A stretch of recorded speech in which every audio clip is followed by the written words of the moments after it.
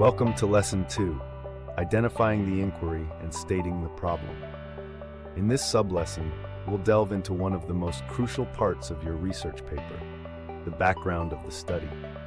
This section is where you set the stage for your research, providing context and justifying the need for your study.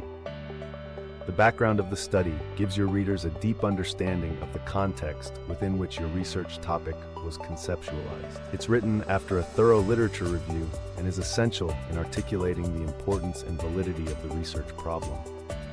But why is it so important?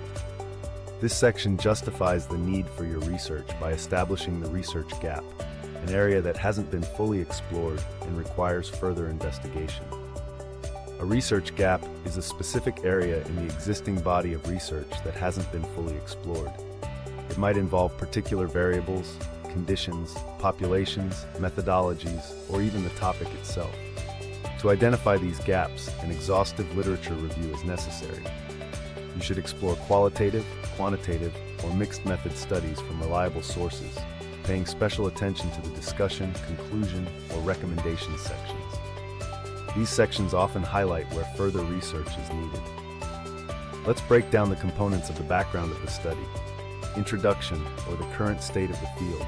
Here, you introduce your study topic and its significance.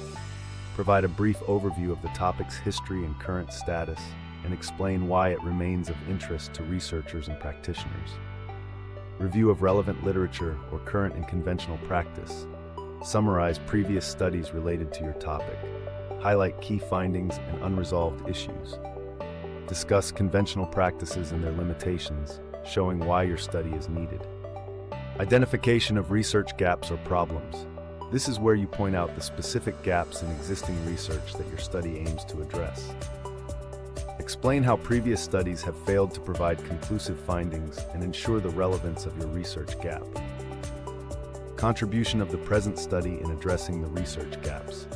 Finally, clarify the expected contribution of your study. Explain how it will fill the identified research gaps and introduce new methodologies, approaches, or perspectives. The flow of the background of the study typically follows this structure.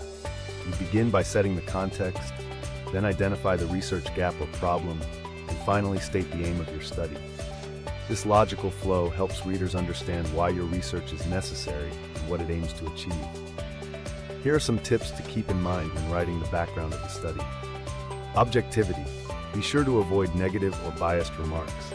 Instead, phrase your ideas objectively and define any terms or concepts clearly. Ask yourself these questions as you write. What is already known about the topic? What is not known about the topic? Why do you need to address these gaps or problems? By answering these questions, you'll ensure that your background of the study is both informative and compelling. In summary, the background of the study is your opportunity to justify your research by identifying a gap in existing knowledge and explaining how your study will address it.